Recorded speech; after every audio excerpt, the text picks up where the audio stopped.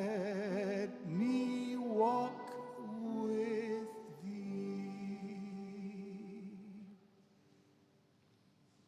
And now, friends, we're going to hear a series of tributes, more than you see printed in the bulletin. And because blessedly we have had other people step forward and ask to speak. And it's going to be a very rich experience hearing about many aspects of Greg's life. And the first will be from John Fawcett, who is not related to this Fawcett family, but is a very old friend of Greg's from the St. Thomas Choir School. John, come on up. All along my pilgrim journey, Savior, let me walk with thee. All along my pilgrim journey, Savior, let me walk with thee. Good afternoon. Greg Fawcett was joyful, intelligent, caring, and kind. He befriended me at the St. Thomas Choir School in 1975. He was an only child, and we shared the same surname. He called me brother, but I suspect he called many of you brother too. The choir school, a boarding school connected to St. Thomas Church, Fifth Avenue, was very small, with about 40 boys. It was formative for Greg. He made friends easily across classes. Social and street smart, which many of us were not, he was the city kid in high-top sneakers who loved sports and knew the score. He was sensual and knowing. Above all, Greg could sing. We were a choir school, and Greg was an exceptionally gifted soprano. Many of us sang capably, but Greg took voice lessons at Juilliard.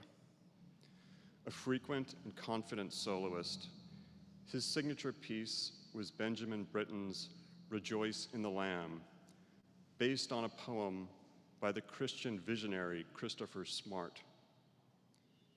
Even now, I can hear Greg's crystalline voice beginning, "For I will consider my cat Jeffrey, for he is the servant of the living God, duly and daily serving him."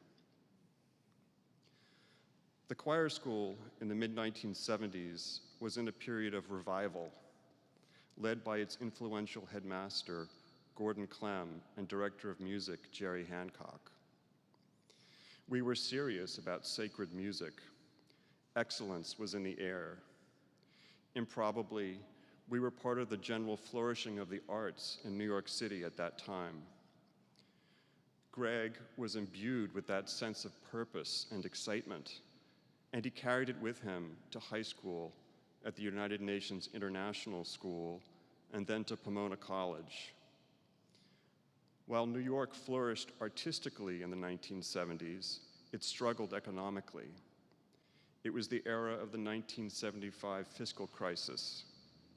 We choir boys played sports in scruffy Central Park and opened the school's back door on 56th Street carefully so as not to bump a homeless woman who often slept there off her perch.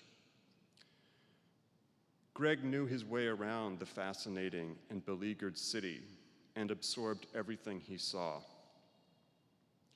Raised by warm and generous parents, Neil and Louise, who had an active and politically aware life in their church, Greg engaged with issues of social justice sincerely and knowledgeably. Politics seemed to be another language that he spoke, another way for him to sing. After his work in the Dinkins administration, Greg eventually built a new life in California with his wife Andrea and their son Miles. Greg and I fell out of touch for long periods. But over the last couple of years, he reached out to me repeatedly. We had meals, drinks, went on long walks. His situation was confusing. It was heartbreaking to see him in the grip of something that was isolating him from family and friends. The essential Greg, the true and loving Greg, always emerged fully in the Brooklyn Botanical Garden, and especially in the Rose Garden there, where his late father, Neil, has a memorial bench. In the serenity of the Rose Garden, on a rainy afternoon, Greg seemed peaceful and utterly at home. I think we shall all miss his smile. Let us rejoice in the Lamb that was Greg Fawcett. Thank you.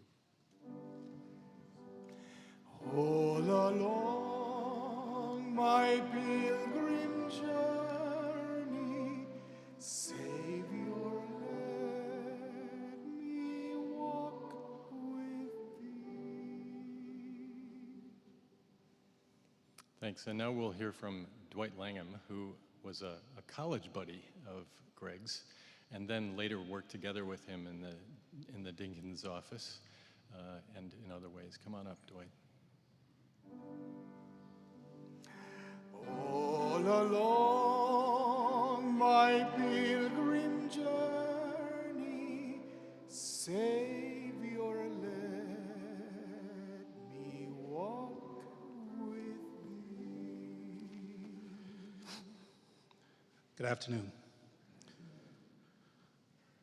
I actually thought I was going to be able to go last, but given the order, given that we heard from the choir school, since we don't have a representative here from Eunice, which was his high school, I guess college is a good enough place to start next. I met Greg as he was tumbling down the stairs of Whig Hall at Pomona College in 1979. He was roughhousing with a couple of guys and being very loud. It was the first time I asked myself, who is this dude? Back then, he could go from 19th century philosophers to holding burp contests with Robert Lamb. I can still hear Greg's loudest ones ringing down from the vaulted arches of Pomona. Greg had not come to Pomona to pursue an excellent education. But as he told me, it was to pursue the Dodgers, as if being near them could help lure them back to Brooklyn. Again, I asked myself, who is this dude? Many of you will recognize a college meal gathering where many of the black students would sit together. Of course, Greg was right in there with us. And of course, he would also join the Black Gospel Choir. He was not a cultural tourist, but instead always brought his authentic self to whatever the setting. Again, who is this dude? Along with some of the other zany college behavior, I had begun to size him up as an unworthy lightweight. Mutual friends told me I should reconsider my thoughts about Greg, and fortunately I did. But I remained wary of this New Yorker, and he gave me plenty reason to still ask, who is this dude? College came and went. Greg had become friends with my ex-wife, and so we shared some special moments on both coasts. that became foundational for our friendship. And yet again, but in some very positive ways, I began to ask in a different way, who is this dude? Fast forward to the '89 campaign. Greg helped me get a shot in the press office. The construct that was put in place let me know that there was more than just us at work. Imagine this. Greg asked me, a black Californian, to come to work for a blue-eyed black man in New York.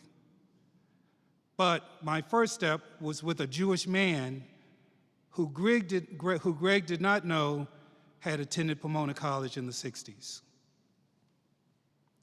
Mysterious indeed.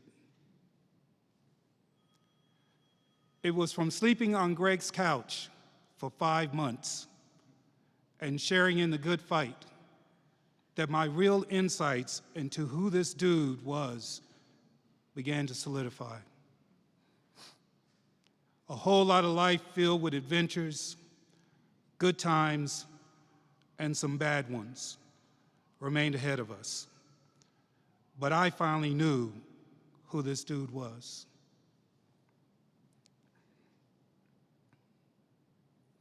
So, after 43 years of friendship, here's what I've gleaned about my friend.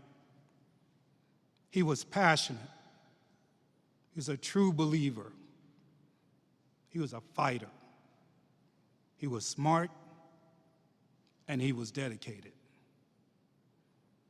My list could be longer, and I'm sure that some of you have made your own. But I'm going to leave you with 2 examples that I think speak to who Greg was. When I was staying with him in Stuytown, there came a time that a mutual friend, and one that went back to Eunice with Greg, fell into hardship. He had become a bona fide crack addict. Forgive me for repeating this story for those of you that know it, but Greg, along with another very good friend, went into the crack house to pull this friend out. We're talking about the real deal back in '89, 1990. So he pulled his friend out, and then he didn't stop there. I personally witnessed Greg go to the ATM machine and take all his money out.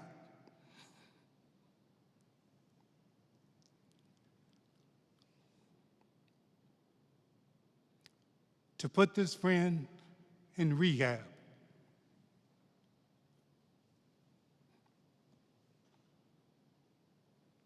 The depths of friendship I've never forgotten.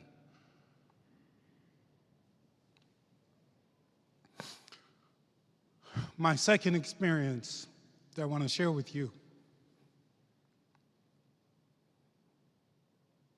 came in March of this year.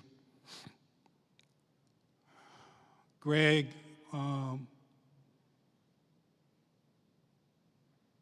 had gotten ticked off at me because of the way that I was attempting to intervene in his life, and so he stopped speaking to me. And he stopped speaking to me for months.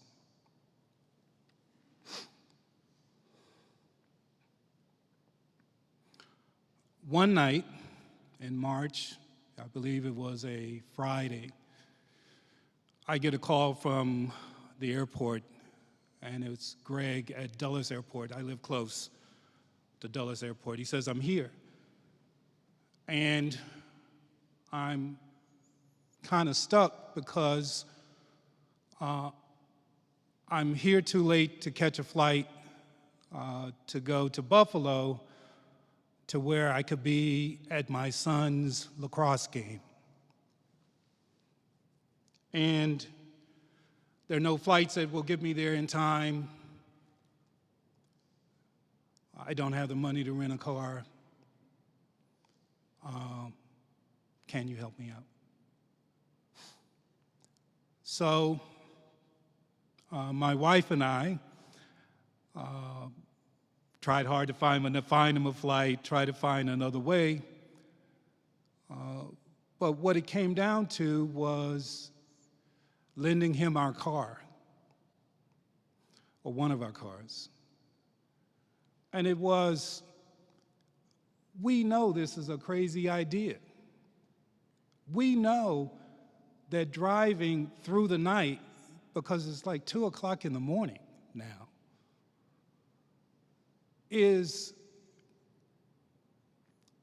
a lot, and especially trying to make it to Buffalo, or outside of Buffalo. I knew it was a bad decision. I knew it. But I knew what Greg was trying to do. So, we lent him our car. He took off in the middle of the night. Somehow, he made it to the game.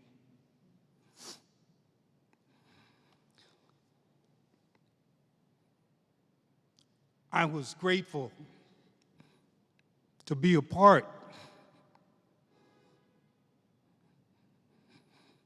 of someone who cared enough about his son to go all out. All out. And yeah, it was crazy.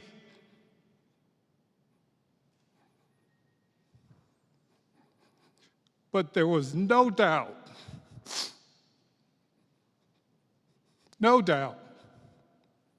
about the love and the commitment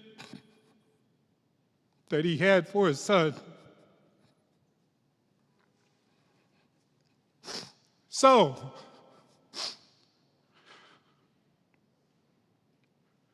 here we are, and it's 43 years after that funny episode in college.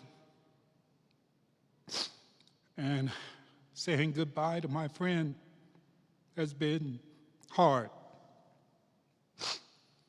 But I want you guys to know that his son and that his wife and all of us that are still so close need your support. And sometimes we may not show it, but I hope that we will remain in place and be an anchor for a young man as he continues to try to make it in this world. Thank you.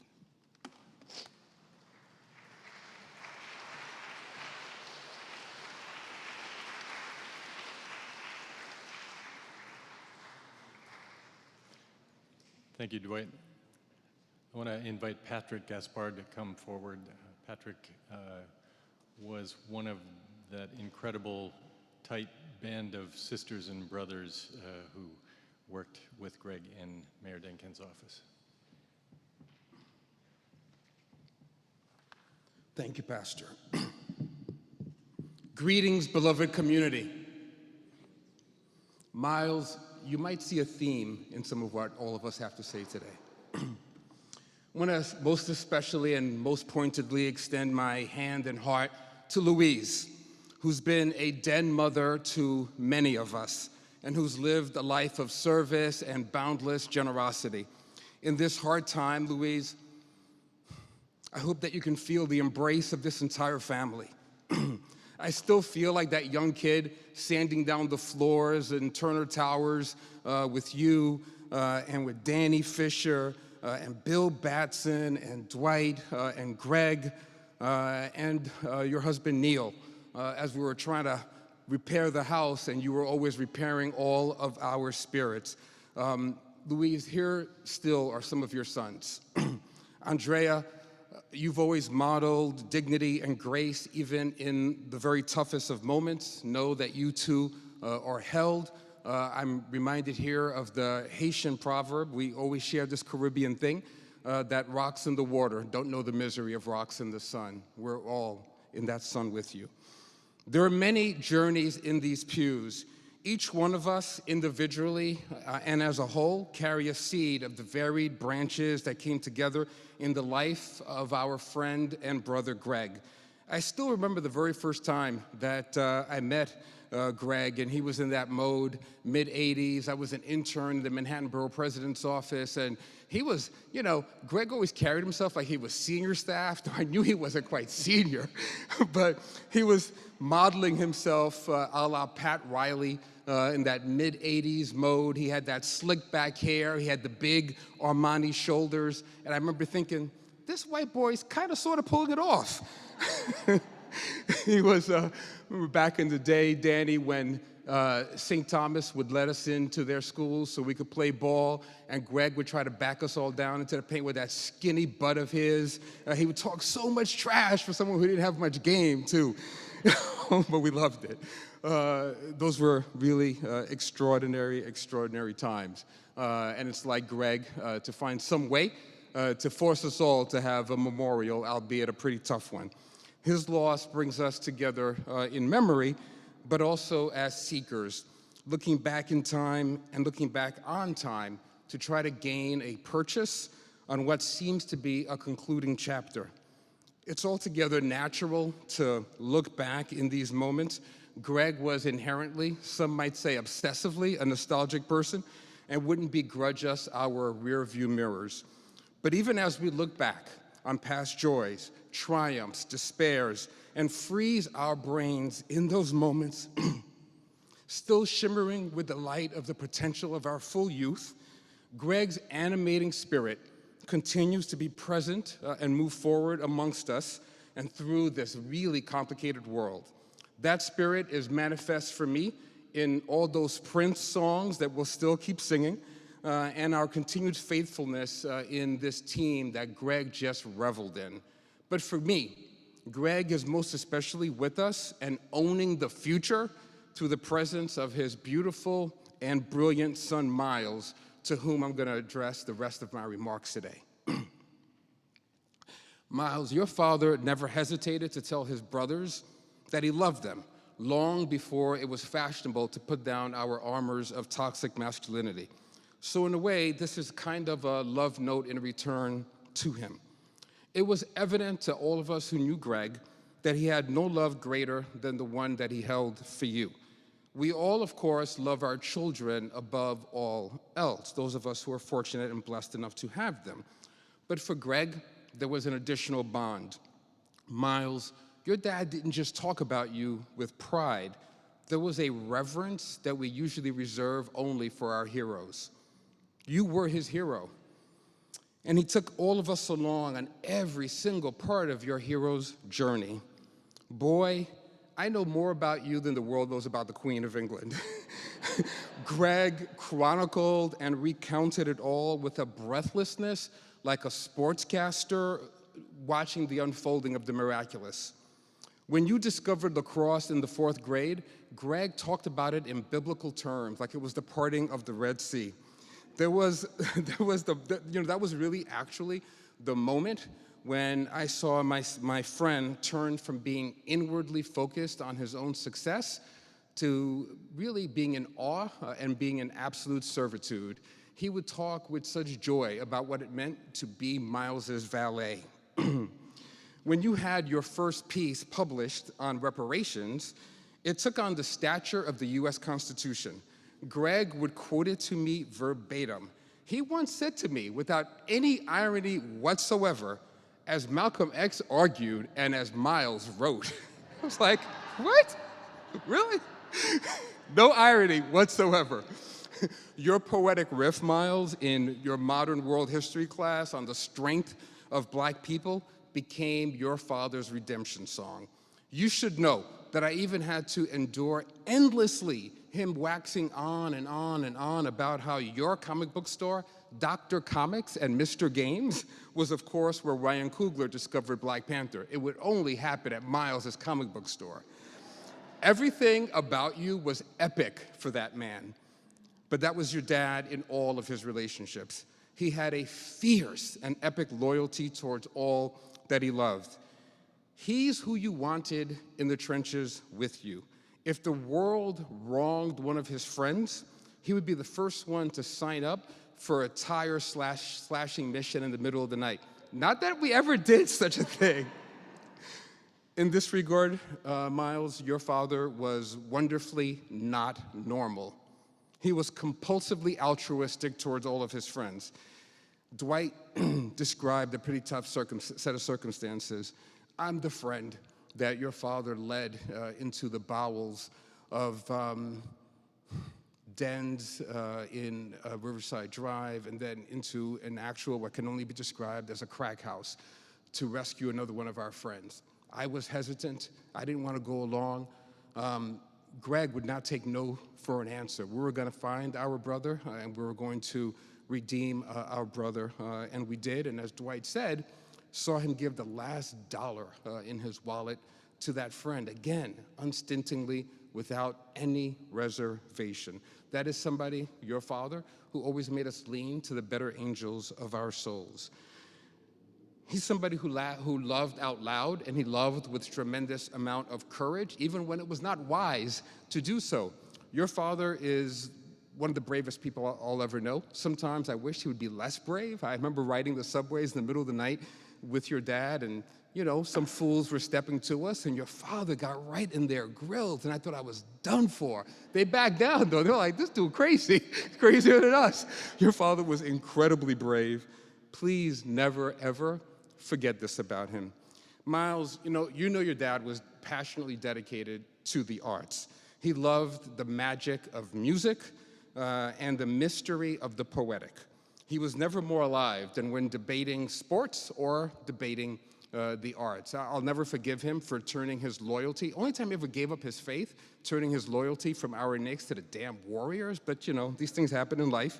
But he was really passionate about arts and sports. One of the very last communications we had was a few weeks before the end, when he was trying to convince me to join him for a performance of Shakespeare in the Park, Richard III. He just loved language. So Miles, I'm gonna conclude here with letting you know exactly where my real relationship and bond started with your father. Again, goes back a couple of decades in the 80s, and I'm a young man working for the then Manhattan Borough President, who had not yet made history as our first black mayor. And Borough President Dinkins had to record a radio address, and I'm sent in as a shaky intern to help with the recording. And the reporter asked the mayor to the borough president to first test his voice on the air. And it's me and Greg and the reporter in the room with the BP, and the BP starts doing his audio test, and he had this thing that he would use as his audio test that I was unaware of, but he starts saying it, and immediately I start repeating it. And when I start repeating it, Greg starts repeating it. We found ourselves in this kind of this threesome there. It's the poem Invictus by William Ernest Henley, which was written by somebody who was going through a tremendous amount of struggle, but working incessantly towards the light. I later found out in my life that it was the favorite poem of Nelson Mandela that he used as his own mantra to get him through 30 years of jail. A lot of black folks like that poem, and of course, therefore, Greg liked that poem, my brother. So the message in it, Miles, goes like this. Out of the night that covers me, black as the pit from pole to pole, I thank whatever gods may be for my unconquerable soul. In the fell clutch of circumstance, I have not winced nor cried aloud. Under the bludgeonings of chance, my head is bloody, but I'm bowed. Beyond this place of wrath and tears looms but the horror of the shade, and yet the menace of the years shall find me and finds me unafraid. It matters not how straight the gate, how charged with punishments to scroll. I am the master of my fate. I am the captain of my soul. So young master, young captain, the world is yours. Carry forward this legacy with pride, with love, and the courage to turn back to this beloved community whenever you need it. Thank you.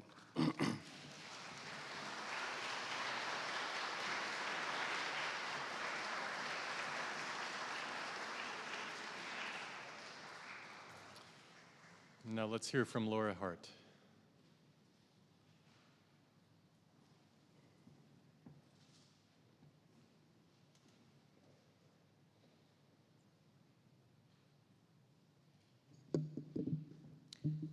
I thank my friend Barbara Turk for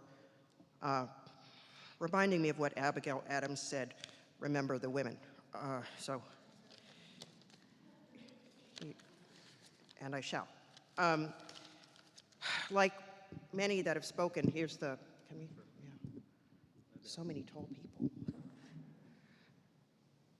Like many who've spoken before me, I am a longtime friend and colleague of Greg's from the Dinkins years. So you will, again, as Patrick said, find a common thread and a refrain about our relationship to Greg and our collective journey. I join all gathered in extending deep condolences to Louise, Andrea, Miles, Susan, Dave, Margaret, and all loved ones, family members, friends, colleagues, and the community of the Church of the Village. Thank you, Pastor Jeff, for officiating and being a source of comfort to many. I met Greg in 1987 in the office of the Manhattan Borough President David N. Dinkins. Perhaps at the time, we didn't grasp what an extraordinary moment that was. In the fullness of time, we recognized that this moment was seminal in forging our paths in public service, nonprofits, the arts, and more. David Dinkins, Bill Lynch, and Barbara Fife instinctually curated these experts in their fields, a cohort of young and dedicated people, and for many of us, this was in the nascent light of our professional lives. This was a group of folks who were bound and determined to make Manhattan and the city of New York a better place, and we embraced it with an abundance of levity, laughter, and kinship. We worked hard and partied harder. Greg was a key part of this cohort. Greg flourished in the MBP's office as Dinkins' right hand and at City Hall as the Deputy Chief of Staff to the Mayor, aide-de-camp, and confidant. This was a radiant high point and true compass in Greg's life. Greg made it his business to keep our Dinkins family bound together in person and via social media. Indeed, we are a family. I've yet to meet a more magnificent, brilliant, humorous, and supportive group of people in my life, and remain grateful for these lifelong friendships.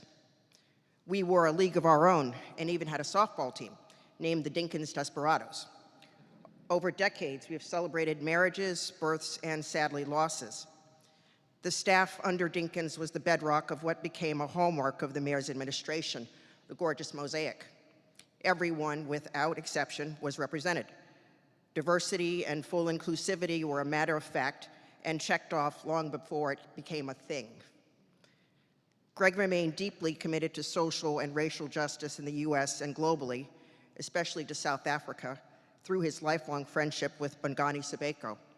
He held fast to the values imparted to him by Louise and by his father, Neil, along with the comrades he befriended along the way. Greg was steadfast in the belief that wrongs could be righted, and his love of family, friends, and faith were paramount. He was a good and devoted son, and his commitment to his mother, Louise, was unwavering. We remember Greg as the man he was, a person who was complicated. He always pushed the envelope and never ceased to challenge us to the point where he could also press our last nerve. He could be contrary, combative, challenging, and more. He was also smart, funny, empathic, and loyal. Like many of you, I received an annual holiday card from Greg and Andrea with a photo of Miles and updates on his valiant successes on the lacrosse field. I learned of Miles's endeavors as an aspiring journalist at Hampton University. Greg's pride in Miles was profound and palpable. He and Andrea raised a son who was a reminder of the promise of a bright future. One of my favorite singers and writers is Leonard Cohen. He wrote a song called Anthem. He said, "The light is the capacity to reconcile your experience, your sorrow, and every day that dawns. I'd like to share a few lyrics from Anthem. The birds, they sang at the break of day. Start again, I heard them say. Don't dwell on what has passed away or what is yet to be. Ring the bells that still can ring. Forget your perfect offering. There is a crack in everything. That's how the light gets in. I can't run no more with that lawless crowd while the killers in high places say their prayers out loud. But they've summoned up a thundercloud, and they're going to hear from me. Ring the bells that still can ring. Forget your perfect offering. There is a crack in everything. That's how the light gets in.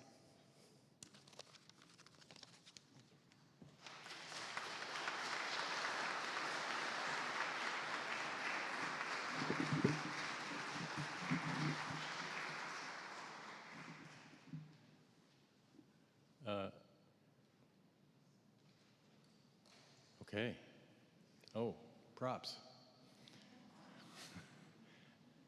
Come on up, Danny.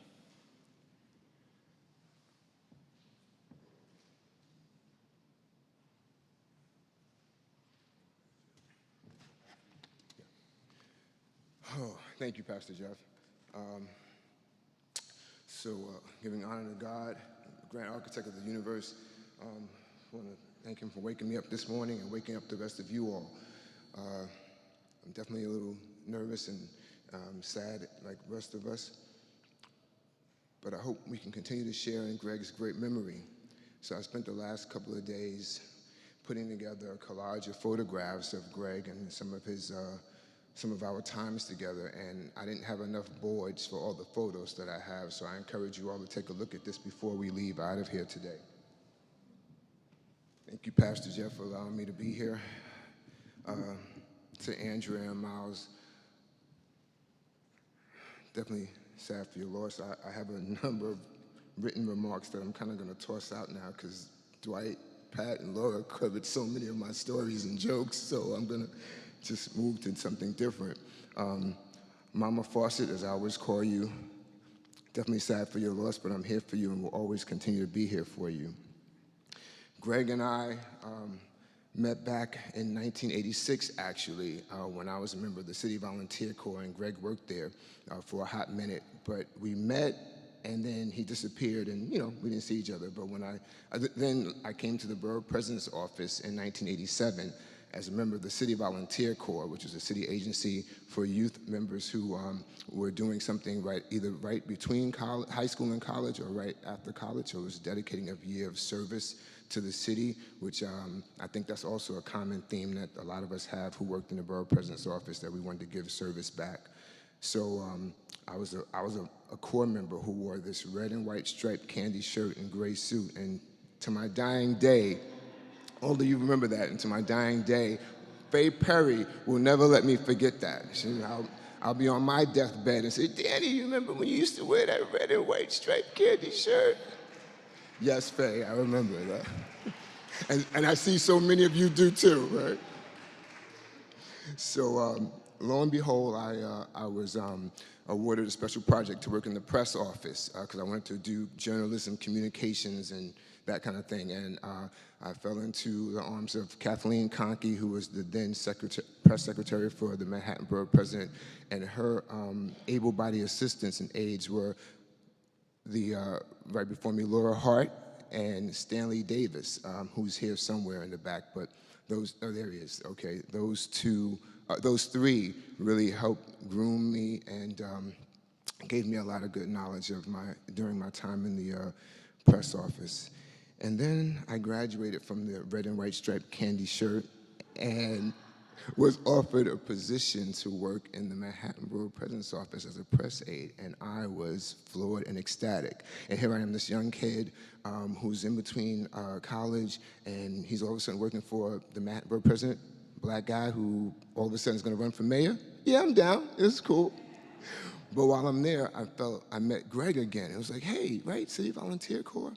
And I think from day one, we became instant friends, and we were oftentimes inseparable. When Dwight says, you know, who is this guy? At the end of the story, you know who he is, because he is, was, and always will be my friend. And he was a great guy who would give you the shirt off his back, as Patrick mentioned, when going into the crack den for that other fellow coworker. But Miles, let me tell you, man, this guy, you know what? Let me go back to some of my notes, because we had some great stories that I wanted to tell. We were running the streets like crazy, all of us, but going out at midnight and you weren't supposed to talk about some of those midnight stories, so I'll tell the good ones, right? We were out putting up posters and putting up campaign flyers and doing everything possible. Monique was with me at many of those times, you know, and she's wondering, she's dating this guy, and she's like, what the heck are we, I was almost gonna say the wrong word, but what the heck are we doing out here at night putting up posters? But it worked, right, because it was fun, and Greg was leading the charge on many occasions. But we were passionate and diehard sports fans, and particularly Mets fans. Dwight, I don't know, maybe he was still a Dodgers fan, but we became Met fans all the way. I don't know, you're out there somewhere. Okay, there you go.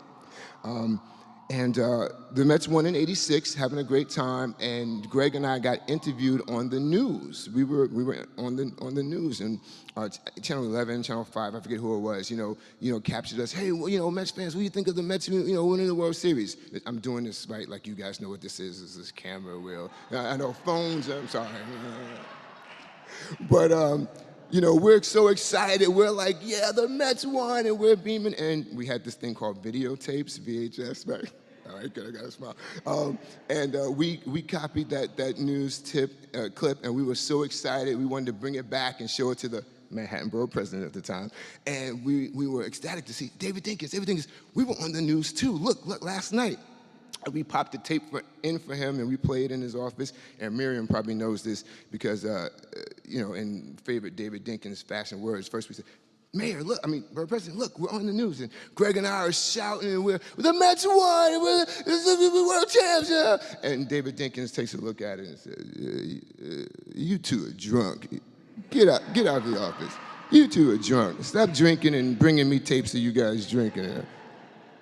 Okay, fine, the Mets won, we didn't care, you know, so, and that's how our life was, you know. David Dinkins was a big mentor and father to us, you know, like Greg is a father to you, and like all of us will extend our arms and be father to you as best we can, whenever you need, whenever you have a question that maybe mom can't answer. I know you have a billion people, but you have a billion more that you can turn and come to, so please don't hesitate. I had the pleasure of working with Greg on a few different things. Let me not tell those stories. So Pastor Jeff also mentioned that we're all going through a multitude of feelings, you know, and the 5 stages of grief. I know personally I'm still going through that. So we have to put our arms around each other and continue to support and pray for each other.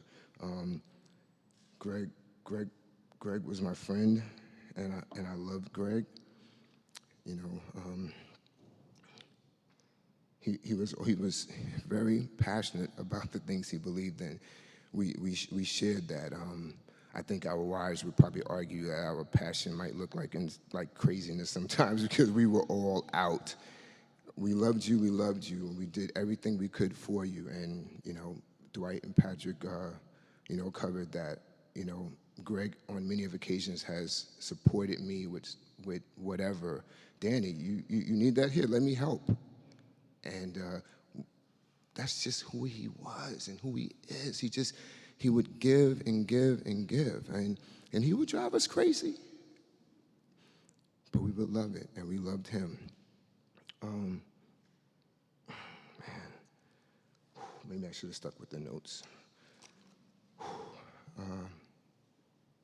There was something else I wanted to say. You know, so during these troubling times, we all have to galvanize and come together and support each other. No one really truly knows what a person is going through. You know, you can be right next to a person and not know all of the ins and outs. So I say, and I want to use this time to say, you know, if you're having a hard time, share it with somebody, you know, find somebody to really share it with, and take a pause, take a breath, and just try to do one thing at a time and share it with somebody. I was supposed to be upbeat. I was the cleanup hitter. Don't worry, you're not the cleanup. Yeah. So, Mama Fawcett, I do have those great memories of us going to the baseball games, as do all the Rudy family members. And let me just say thank you to the Rudy family and Susan, Paula, and Dave. But there were many times when Greg and Mama Fawcett, as I call her, went to the Met games, and then he brought me into the fold, and then three of us would go to the Met games. And there was one time, I don't know if my mother remembers this, where my mom went to the Met game with us, because we were all Met fans, But those are great, great memories that I have and will always continue to have and share. And so many others. I'm just off track, guys. And I do public speaking for a living. I'm a trainer, and I do public speaking for a living. But Patrick, yeah, that's it. And that's why you're the pastor, right? That's it. So Andrea mentioned, I lift up my eyes to the hills. From where will my help come? My help will come from the Lord, and that's definitely who we need to rely on during this time. Amen, and thank you all.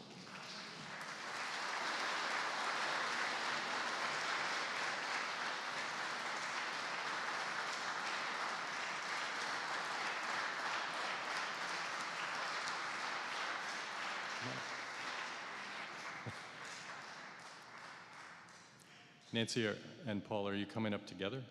Yeah. Okay, great. So we're going to hear now from Nancy and Paul Rudy.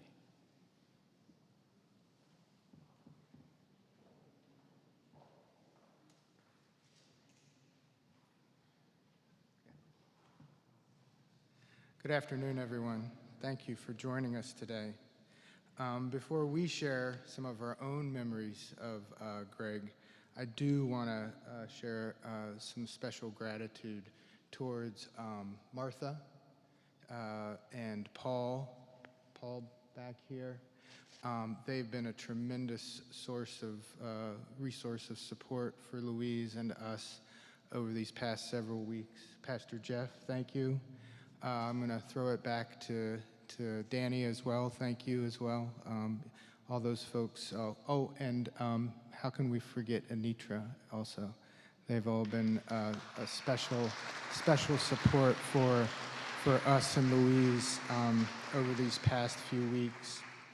And of course, none of this, we couldn't go without a special recognition and acknowledgement of our lovely and gracious aunt, Louise Foster, right here, Fawcett, in the front row.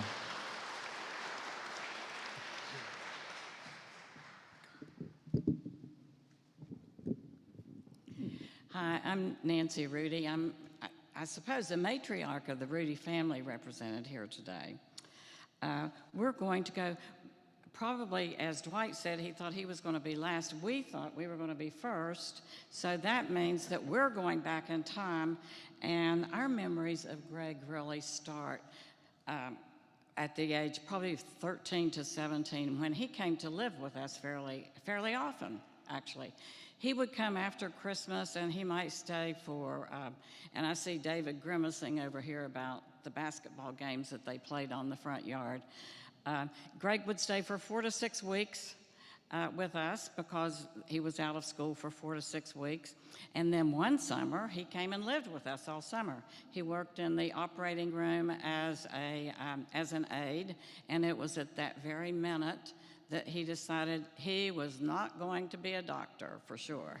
He did not like hospital work, as his Uncle Joe was a doctor in the hospital.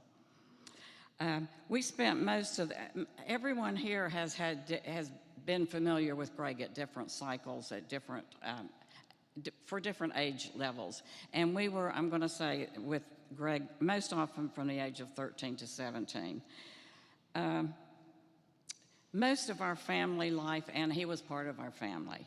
Our family life was spent outdoors. We enjoyed swimming, picking blackberries. We lived in the country. It wasn't a rural area because we lived in Morgantown, West Virginia, but we spent a lot of time out in the woods at lakes. We did a lot of laughing. We were always practicing something. It could have been golf, tennis. None of us were very good, but it was fun, and we loved doing it. We did lots of picnics. One of my favorite stories, and I have only one, and that was we were up at the lake with all 4 children, and I considered Greg part of the family. There were 4. Greg was the oldest, actually. He's a year older than Dave. So it was Greg, Dave, Paul, and Sue. And we were picnicking, picking blackberries, having a great time. So the 4 children decided they were going to swim across the lake and they were going to race. And of course, guess who won? Sue won.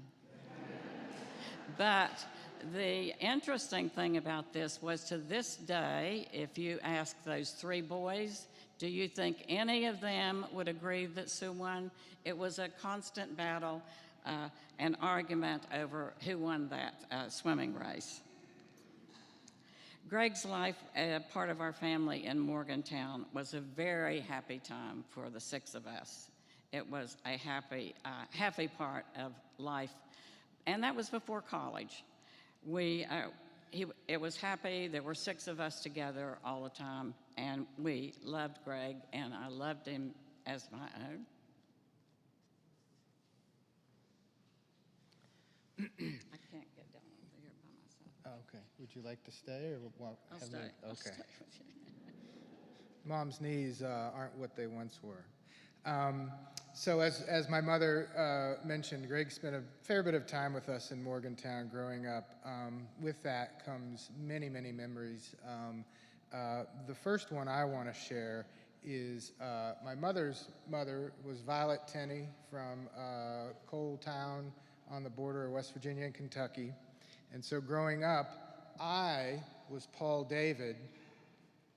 David was David Paul me, Paul David, and Greg was Craig. And I called Greg Craig for our entire lives. In fact, I remember one, much to the chagrin of his father, Neil, who had told me more than once that he named him Greg, not Craig. So for me, Greg was always Craig. As my mom said, Greg would join us skiing. We would drive up through the mountains of West Virginia. I remember one time we got stuck in the snow. My dad had us back on the back rear of the LTD Crown Victoria so we could make it up the hill, listening to 8 tracks. I'll point to the younger set here. These may be even precede VHS tapes, Danny, I don't know. Of John Denver, of course, West Virginia, Earth, Wind, and Fire, and Helen Reddy, I Am Woman, Hear Me Roar. But some of my favorite, Greg wasn't a great skier, but he tried. He had this brown parka, we used to call them toboggans, hats, and he'd be going down the slope, and he was very rigid like this. But one thing, and for some of us, Greg, there always was what we came to refer to as a snow bunny, not far in front of Greg. And as we rode the lifts, we would be watching him skiing like he was skiing with his coat billowing out behind him.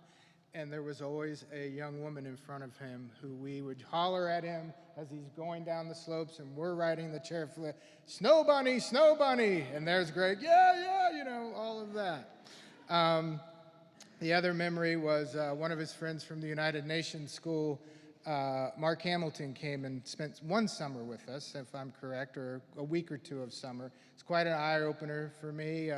Mark came down with his huge 70s afro, and remembering these New York City kids coming to spend time with us in Morgantown, West Virginia, trying to get Mark to mow the lawn, which I don't think he had ever done in his life. Of course, there were trips to New York City when we were young, to the St. Thomas choir that I recall listening to him. I remember not a very clear memory, but a trip to New Jersey when the family lived there. And visits to Brooklyn back when, in the 70s, when my memory is of the subways and lots of graffiti, and it was just a whole different experience for us from West Virginia to Morgantown. So we really appreciated those times. We also attended Greg's graduation from the United Nations School, and for some reason I think maybe Teddy Kennedy spoke at that. I don't know why that sticks out. Song was a big part of our lives. For our 80th, for my grandmother's 80th birthday party that we celebrated at our church in Morgantown, West Virginia, Drummond Chapel. Greg was kind enough to share the stage with me. We sang A Melody of Oliver, one of the favorites, and remained a favorite, at least in the Rudy contingent of this family, was singing The Food, Glorious Food, so we did a loud rendition of that. As I mentioned, song was a big part of our time together. I have a wonderful memory of Greg coming to my college graduation in Ohio. Though we had a party following the graduation, you know, working our way through the night. One of my favorite, one of my first album I think I ever bought was the Commodores album with Brick House and Easy, and had the live album too in Zoom. And I just remember, I think Sue was part of that. All three of us were there, maybe had a couple of drinks, and just singing as loud as we can, playing Zoom over and over and over again. So those were, you know, we enjoyed our fun times with Greg. I too became part of the Dinkins Brigade. He looped me. I spent a year and a half here in New York City right around that time, 90s. I think I did some exit polling over not far where Louise lives now, and also in the Bronx. And I remember Greg was not the timeliest of people. I think he was even a bit famous for being a bit tardy. I remember spending some time waiting for him to pick me up following my exit polling up in the Bronx. There were trips to the beach 3 or 4 times. Miles, Andrea, Greg. Greg had posted on Facebook a recent one where we're all kind of pinning my older son, who is Miles' age, also a senior in college, down. There's a funny picture of my younger son building a sand pillow for Jonathan, and Greg's on top, Miles is on top of Greg, and I'm on top of everyone else. It's one of my favorite pictures. During those times visits, Louise, we would do a talent show, and Louise would she would be the MC. And one of the things I always remember, and you know, you would always, when you would visit Louise, there were envelopes. Envelopes were her lists, the backs of envelopes. She would have an envelope. She was writing lists, noting every talent of the evening. When my son was 5 or 6, I think he had this infatuation with Eye of the Tiger by Rocky. And it became Greg's mission to do some kind of sing along with that, and he made sure he went out and got masks of tigers. So as I kind of draw to a close here, my mom and I were taking some notes and writing some thoughts, and she came up with some memorial services from other family members in our lives. And so one of the, and I'm going to paraphrase it, is today is a day for us to hurt, cry, and share our grief. But consider that a mark of our love for Greg. He was part of our family. We loved him dearly. We will certainly miss him. And I want to wish all and Greg a time and peace to rest easy. Thank you very much, Pastor John.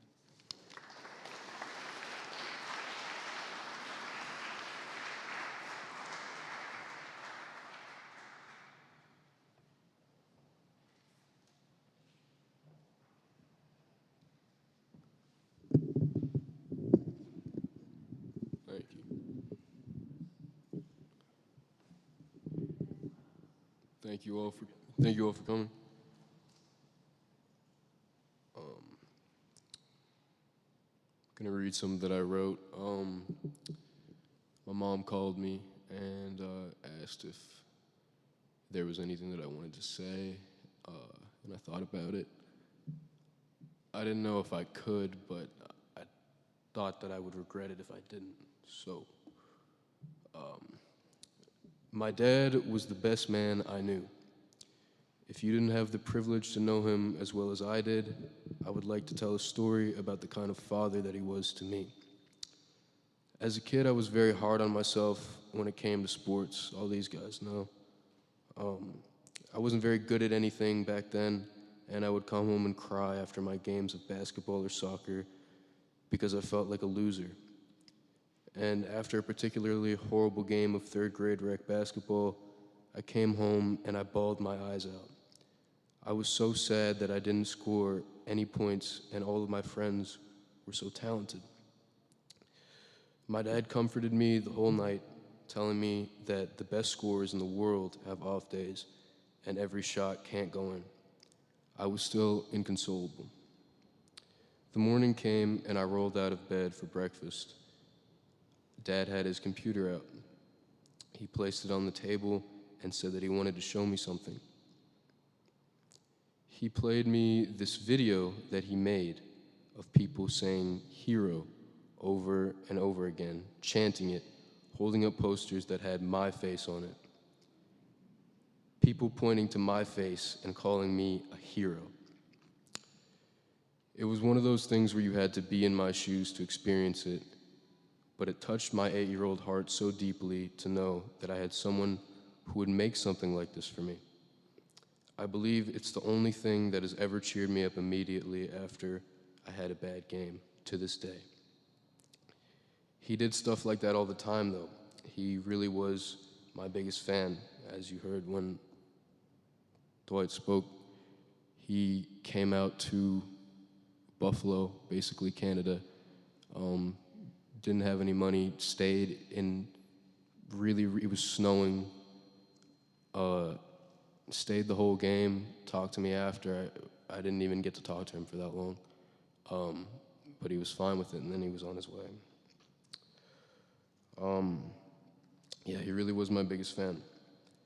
I remember I called him from Virginia after I got my first Division I offer to play lacrosse at Hampton, and even over the phone, I could tell how emotional he was. Maybe he remembered all those times he cheered me up when I cried, all those times where he told me that no matter what, he was in my corner and he believed in me.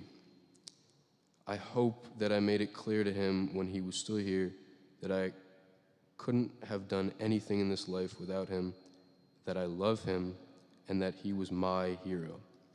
May God rest his soul.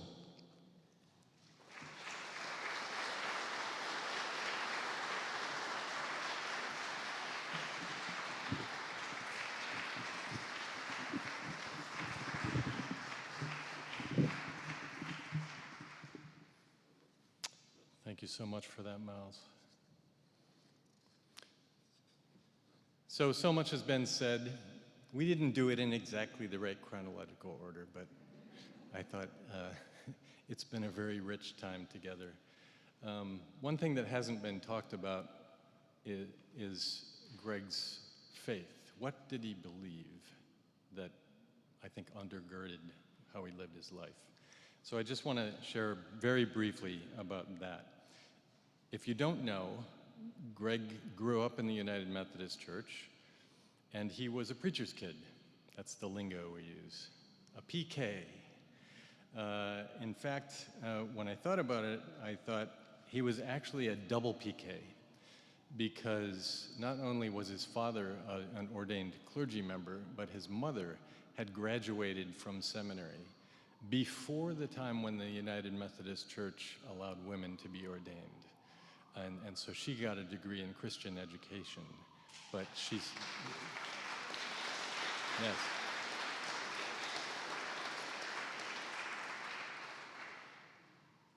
And so he had both the gift and the burden of being a preacher's kid, a double preacher's kid. But I think that really significantly shaped his life. Something fascinating that I learned from another comrade of Greg's at the St. Thomas Choir School, who it turns out was with me at Yale Divinity School when I was studying there, was that Neil and Louise had actually taught at the school. They taught a course on human sexuality from then what would have been considered a very radical Christian perspective. So they also had a very shaping influence on this group of students, along with Greg at the school there. So in all of the times that I interacted with Greg and spoke with Greg and talked about many things, what we never talked about really was his faith. And so I was gratified that a couple of days ago, when I was looking at his Facebook page, I found a post in which he reflected on that, and also it captured not just what he believed, but how he thought that belief needed to be expressed in life, and also the deep connection that he felt between his faith and his activism. So I want to just read a very short excerpt from that. He said, "Stop waiting for Christ to return to earth. There is no second coming. God is love. That's all there is. There's too much time wasted on putting things in God's hands, waiting for Christ to deliver us from evil. Jesus modeled for us the gift of sacrifice. That doesn't mean suffering. That means walking in Christ's footsteps. Another thing Mom taught me. Being a believer and a follower is not a passive state. All the prophets and messengers were people of action. As Barack Obama reminded us, you are the change you seek. So start walking and keep loving. As you do, you will see the world change around you. We are all witnesses." And I think that Greg tried to practice that in his life. As with all of us, he did it imperfectly, but I think that he tried his best, the best that he could, to do good, to share love, and to act for justice.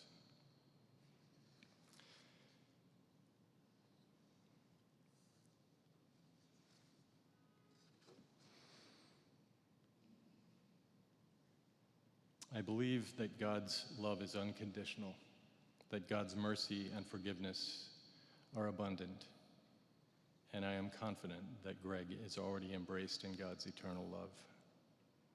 May Greg's spirit find release from suffering, and may all of us find healing for all of our complicated feelings about Greg's life and death, helped by God's caring, comforting, and transforming love.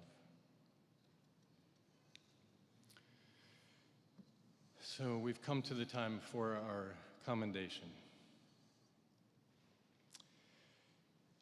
We do not say goodbye to Greg, for although he is no longer with us physically, his spirit, as has been made abundantly clear by everyone who has spoken, lives on in us. He's a part of us. The best of who he was is a part of us and aspires our own attempts to love, to serve, to practice justice and mercy. For all of us, my prayer is that healing will flow from our sorrow, hope emerge from our darkness, and memories become even more precious so that the past and the present be as one in the mystery of God's love.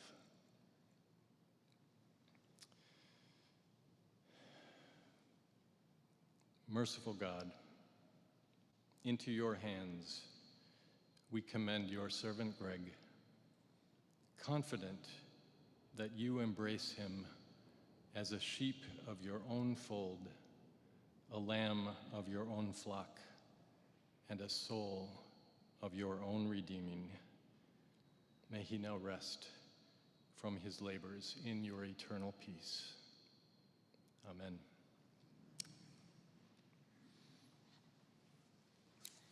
Friends, I invite us to stand in body and spirit as we sing together the closing song. And may we all receive the trust and assurance that we need for the days ahead.